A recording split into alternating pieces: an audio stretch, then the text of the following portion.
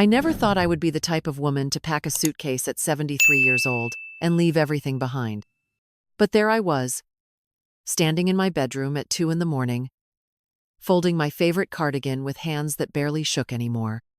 The decision had been building for months, maybe years. But it crystallized that evening when my daughter Sarah stood in my kitchen, her manicured finger pointing at me like I was a disobedient child. "You need to understand something about your place here, Mom," she had said, her voice carrying that particular tone she used when discussing inconvenient truths. "This house, this arrangement, it only works if everyone follows the rules." I had been living with Sarah and her family for 3 years, ever since the mild stroke that left me with a slight limp and what the doctors diplomatically called cognitive concerns. Nothing serious, they assured everyone, just some memory issues and occasional confusion. Sarah had insisted I couldn't live alone anymore, and at first, I was grateful. The big house felt empty after your father died, and being surrounded by family seemed like a blessing. The first year was tolerable. Sarah treated me like a beloved but slightly dotty relative, someone who needed guidance but deserved kindness. I helped with dinner, played with the grandchildren, and tried to stay out of the way. I contributed my Social Security and pension to the household expenses, which Sarah managed with the efficiency of a corporate accountant. She assured me it was all for my own good, that I shouldn't worry about money matters anymore. The second year brought subtle changes. My opinions during family discussions were met with gentle corrections. Sarah would finish my sentences when I paused to find a word, her impatience barely concealed behind a concerned smile. The grandchildren began treating me like a piece of furniture, polite but distant. I found myself eating dinner earlier and earlier, often alone in the kitchen while the family ate together in the dining room. By the third year, I had become a ghost in my daughter's house. My presence was tolerated rather than welcomed. Sarah made decisions about my life without consulting me, scheduling my doctor appointments, choosing my medications, even deciding which clothes I should wear when we went out together. She would introduce me to her friends as my poor mother, who has been struggling since Dad died, her voice heavy with martyrdom. The rules Sarah mentioned were never explicitly stated but became clear through enforcement. I was not to rearrange furniture in my room without permission. I was not to invite friends over without advance notice. I was not to express disagreement with family decisions, especially in front of the grandchildren. I was not to mention feeling lonely or unhappy, as this upset everyone and made Sarah feel guilty for all her sacrifices. Most painfully, I was not to talk about your father or our life together, because it made Sarah uncomfortable. She said dwelling on the past was unhealthy and that I needed to focus on moving forward. But those memories were all I had left of the woman I used to be. The woman who had traveled to Europe on her honeymoon, who had built a successful catering business, who had raised 3 children with love and laughter. The gradual erosion of my autonomy was so slow, so carefully disguised as care and concern, that I almost convinced myself I was imagining it. Sarah worked long hours as a real estate agent and managed a household of 5. She was stressed and tired. I should be grateful she had taken me in. I should be more flexible, more understanding. I tried to adapt. I learned to ask permission before making myself a cup of tea in the evening. I stopped mentioning the friends I had lost touch with or the activities I missed. I accepted that my role was to be quietly grateful and undemanding. I told myself this was what family looked like in modern times, that my expectations were outdated. The turning point came on a Tuesday evening in October. I had been feeling particularly melancholy that day, missing your father acutely. I decided to make his favorite apple pie, something I hadn't done in months. I spent the afternoon carefully preparing the crust, peeling apples with the same methodical precision I had used for 40 years of marriage. The kitchen filled with the warm scent of cinnamon and nutmeg, and for the first time in months, I felt like myself. When Sarah came home from work, she found me cleaning up the last of the flour from the counters. The pie sat cooling on the windowsill, golden and perfect. Instead of pleasure or gratitude, Her face darkened with annoyance. "What is this?" she demanded, gesturing at the pie as if it were evidence of a crime. I had spent a significant amount on groceries that week, she reminded me. And we had discussed the importance of sticking to the meal plan. More importantly, I had used the kitchen during her prep time, disrupting her evening routine. I tried to explain that I had simply wanted to do something nice for the family, something that connected me to happier times. But Sarah was building momentum now, her voice rising with the particular indignation of someone who believes themselves to be fundamentally misunderstood. "This is exactly what I mean about boundaries," she continued. "You can't just take over the kitchen whenever you feel like it. You can't disrupt our entire household because you're having one of your moods. We have systems here, Mom. Systems that work for everyone. Not just you." Her husband Mark appeared in the doorway, drawn by the tension. The children peered around corners, their faces uncertain. I felt myself shrinking, becoming smaller and smaller under the weight of Sarah's disappointment.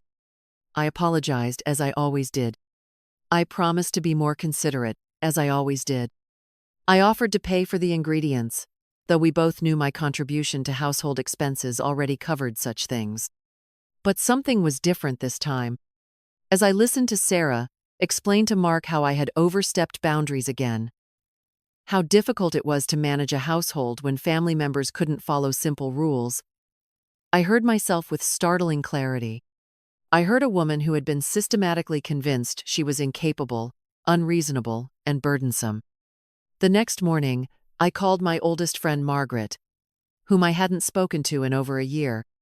Sarah had gradually discouraged these conversations, suggesting that my friends were having a negative influence on my mood, that I became agitated after talking to people from my old life. Margaret's voice was warm and familiar, like stepping into sunlight after months in shadow. We talked for 2 hours. I told her about the pie incident, expecting her to offer the gentle platitudes I had grown accustomed to from Sarah. Instead, Margaret's response was sharp and immediate. "Honey," she said, "that girl is trying to erase you piece by piece. You made a pie in your own kitchen, for crying out loud. That's not disruptive. That's being human." Over the following weeks, I began to see my situation with new eyes.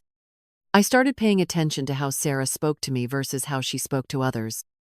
I noticed how she controlled the narrative of our family, presenting herself as the devoted daughter caring for her declining mother. I observed how she managed information, filtering what the grandchildren knew about me, limiting my contact with extended family. Most painfully, I recognized how I had cooperated in my own diminishment. Every time I apologized for existing, every time I accepted blame for normal human needs and desires, every time I made myself smaller to fit into Sarah's idea of a manageable mother, I had participated in this transformation. The realization was devastating and liberating in equal measure. I spent sleepless nights staring at the ceiling, understanding finally that this arrangement was not temporary care during a difficult period, but a permanent reassignment of my identity.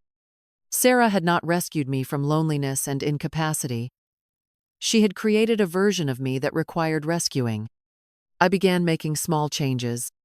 I started taking walks around the neighborhood without asking permission, re-establishing connections with neighbors who seemed surprised but pleased to see me.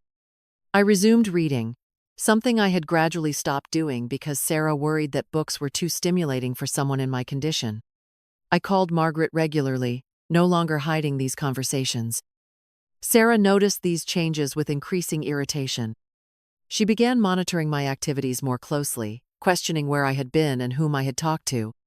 She scheduled more medical appointments, consultations with specialists who might provide professional validation for her concerns about my judgment and independence. The final confrontation came in December, just before Christmas. I had spent the morning wrapping gifts for the grandchildren, something I did every year with great care and pleasure. When Sarah found me in the living room surrounded by ribbon and wrapping paper, her reaction was immediate and harsh. "We had discussed this," she said, her voice tight with controlled anger. The children already had too many gifts, and she didn't want them to expect presents from everyone.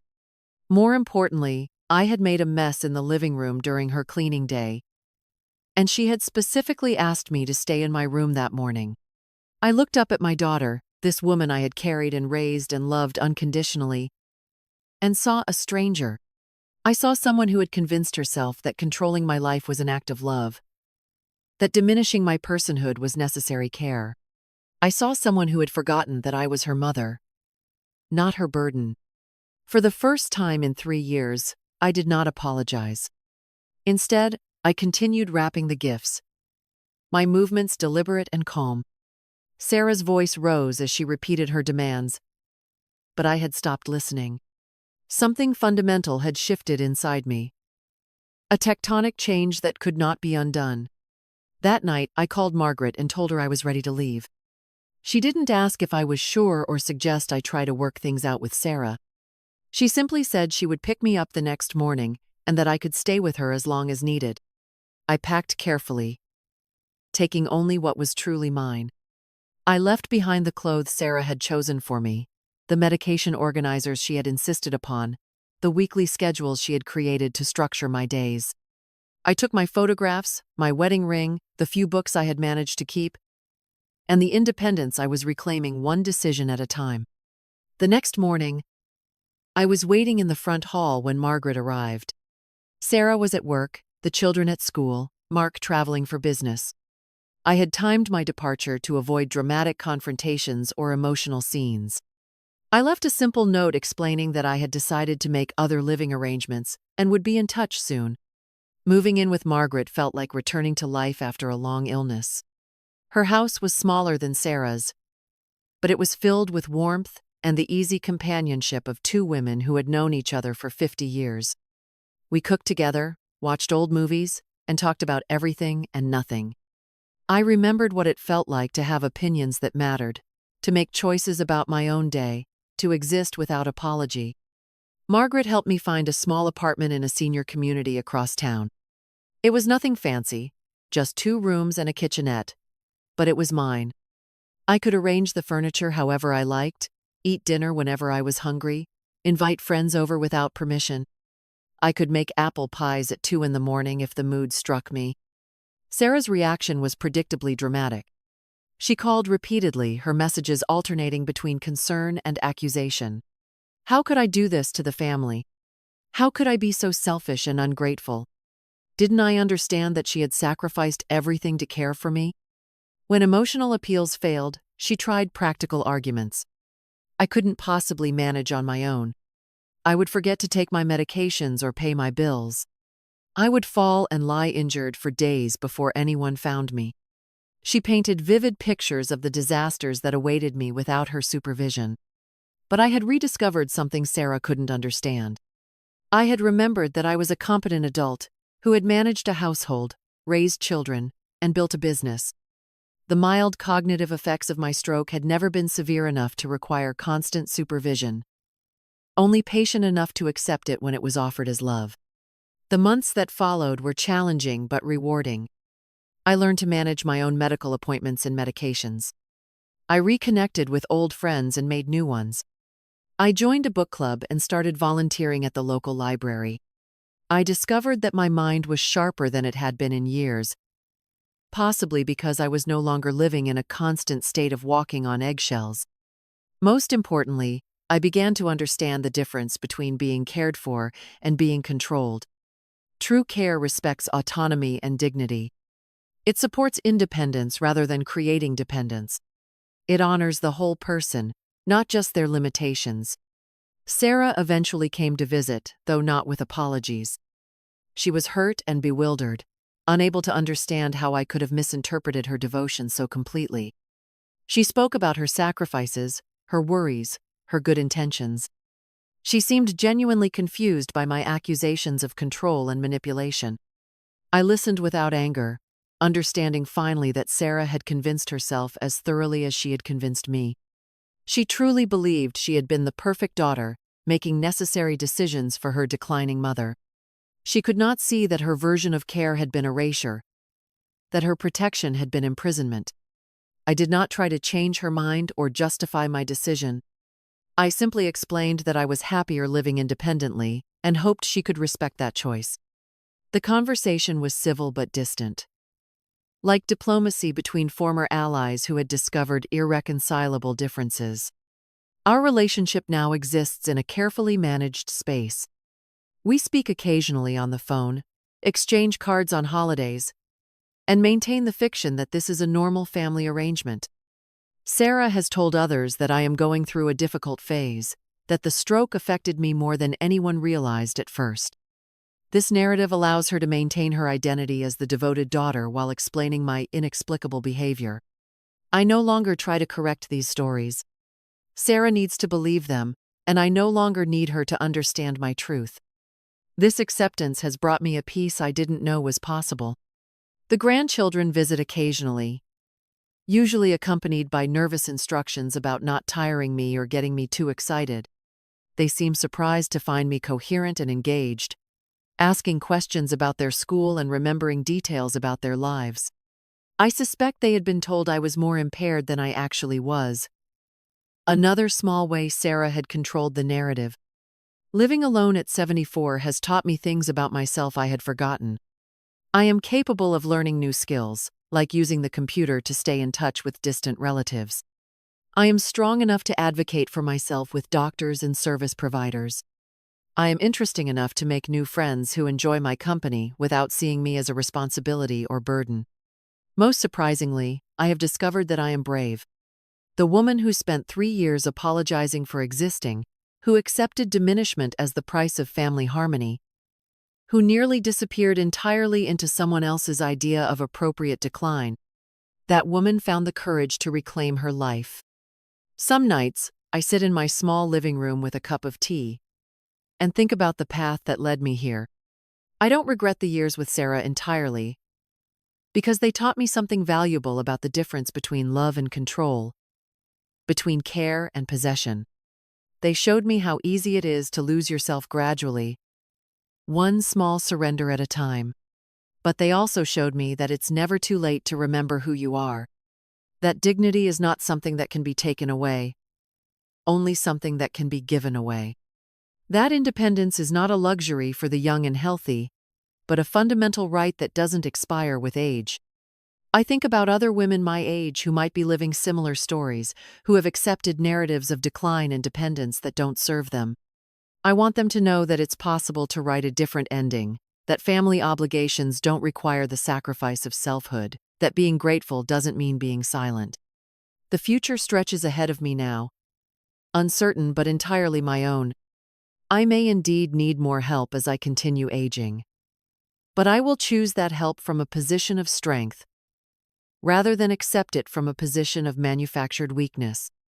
I will maintain relationships that honor my full humanity, not just my vulnerability. Tomorrow morning, I plan to make an apple pie. Not because anyone has requested it or because it fits into someone else's schedule, but because I want to fill my small apartment with the scent of cinnamon and the satisfaction of creating something beautiful with my own hands. This simple act, which once caused such controversy, now represents everything I have reclaimed about my life. I am 74 years old, I live alone, and I have never been happier. That sentence would have terrified me 3 years ago. Now it feels like the most natural thing in the world, the logical conclusion of a woman who remembered that she deserved to exist on her own terms, that her needs and desires were valid, that her voice mattered. The suitcase I packed that October night sits empty in my closet now, but I keep it as a reminder. A reminder that sometimes the most radical act of love is refusing to disappear, that sometimes the kindest thing you can do for family is to stop enabling their need to control you, that sometimes the only way to save a relationship is to save yourself first. And if that sounds selfish to anyone, I have learned to be comfortable with that judgment. I spent too many years making myself palatable to others, shrinking to fit their comfort zones, apologizing for the space I occupied. Now I take up exactly as much room as I need, speak as loudly as I choose, and make decisions based on what serves my highest good. This is what it means to age with dignity. Not the quiet acceptance of diminishment, but the fierce protection of selfhood. Not grateful compliance with others' limitations, but the insistence on being seen and honored as a complete person. Not the gradual surrender of autonomy, but the daily choice to remain fully alive until the very end. I am 74 years old. I live alone, and I am writing my own story. Finally,